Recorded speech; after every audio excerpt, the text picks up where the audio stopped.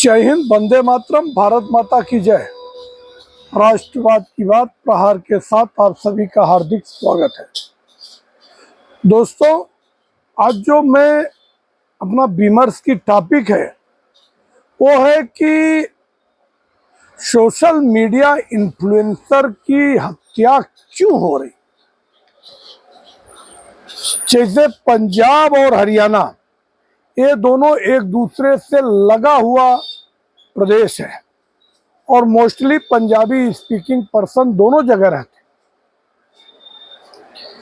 अब पहली घटना हुई जो कंचन कुमारी उर्फ कमल कौर भाभी के नाम से सोशल मीडिया इन्फ्लुएंसर थी, जो कि इंस्टाग्राम में उनके 4 लाख से अधिक फॉलोअर थे।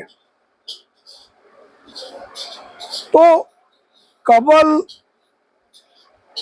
कौर जो भाभी थी वो थोड़े अश्लील वीडियो बना के भी पॉपुलर होने के लिए डालती थी, और जो निहंग समाज है वो 2 अर्थी वीडियो बनाती थी।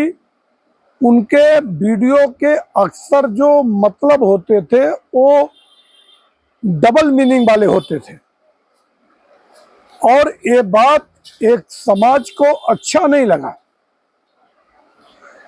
और अमृतपाल सिंह मेहरो, जो कि 4 महीने से उनके संपर्क में आ गया और उनको अपने उनके गाड़ी में पिकअप करता और ले जाके छोड़ता। अब एक दिन ऐसा हुआ जो कि 9 जून की बात है, वो आता है और उनकी गाड़ी में लेके जाता है और अपने 2 साथियों के साथ, जसप्रीत सिंह और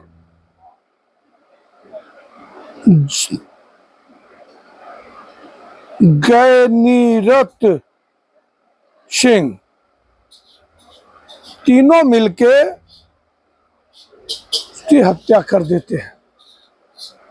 अब कमलजीत कौर जो भाभी है, कमल कौर भाभी, ये बेसिकली लुधियाना की थी, मगर भाटिंडा में ले जाके इनका कत्ल करके और कार लाके पार्किंग में खड़ा करके शख्स चला जाता है। और अमृतपाल उसी 9 जून की रात विदेश चला जाता, एम्ब्रेज, और वो चला गया। अब मुख्य आरोपी जो है वो अमरपाल सिंह है, अमृतपाल जो कि यूएई चला जाता है, वही मुख्य आरोपी है, मास्टरमाइंड। और जो दूसरे 2 पकड़े गए, जसप्रीत सिंह और गैनीमरत सिंह, ये तीनों निहंग समाज से आते हैं। इन्होंने कहा कि आजकल जो कमल भाभी थी वो 2 अर्थी वीडियो बनाती थी, जो कि ये हमारे सिख समुदाय को हर्ट कर रहा था, और इसके लिए बात पसंद नहीं आई और उसको मौत के घाट उतार दिया गया। अब पुलिस छानबीन कर रही है। इवन अमृतपाल सिंह मेहरो के खिलाफ लुकआउट नोटिस जारी किया गया, मगर वो तो 9 जून को ही यूएई चला गया। अब उसको लाने की जो कवायद है वो तेज होगी। बाकी ये 2 जो पकड़े गए हैं, अब इनसे पूछताछ जारी है। और उसी कमल कौर भाभी को भाटिंडा में ही उनके घर वालों ने, उनके माता पिता और भाई, 3 जन ही उनका दाह संस्कार करने आए। मतलब जिसके 4 लाख से ज्यादा सोशल मीडिया में फॉलोअर थे, और उसके अंतिम संस्कार में केवल महज 3 लोग आए, उनकी माँ, उनके बाप, उनका भाई आया। सॉरी, उनकी माँ, उनकी बहन और उनका भाई। उनका बाप तो पहले ही बीमारी में मर गया। और उनकी बहन ने बताया कि पूरे परिवार का जिम्मा एक कमल कौर भाभी ही उठाती थी। अब उनका परिवार भी एक आर्थिक परिस्थिति से गुजरेगा कि उनका परिवार कैसे चलेगा। कमाने वाली तो वही थी। अगर अब ये जो लोगों को उनकी एक्टिविटी पसंद नहीं आई, तो मैं सोशल मीडिया इन्फ्लुएंसर लोगों से अपील करता हूं कि आप कोई भी कंटेंट बनाओ, अगर लोगों को हर्ट होता है तो उसके लिए अपना डिस्क्लेमर भी लगाओ कि भैया मेरी कोई मंशा नहीं है, हम किसी जाति समुदाय को कभी हर्ट करना नहीं चाहते। मगर इस चकाचौंध भरी दुनिया में रातों रात सुपरस्टार बनने की ख्वाहिश रखने वाले लोग ऐसे ऐसे कंटेंट यूज करते हैं कि वो जो दूसरे की भावनाओं को हर्ट करती है। अब दूसरी घटना है जो कि पानीपत का है। अब शीतल चौधरी के मर्डर मिस्ट्री की बात, कि पानीपत की रहने वाली, अब उसको, वो जो शीतल चौधरी थी उसके भी इंस्टाग्राम पे 1.5 लाख से अधिक फॉलोअर थे और वो म्यूजिक रिकॉर्ड करने जाया करती थी। म्यूजिक लवर थी, ज्यादातर पॉप सॉन्ग ऐसा वो गाती थी। अब जैसे ही वो रात को 12 बजे निकली थी, उसको सुनील, जो उसका एक बॉयफ्रेंड है, अब सुनील उसको पिकअप करता है रात को। तो जैसे ही वो निकलती है, उसके दूसरे बॉयफ्रेंड का फोन आ जाता है।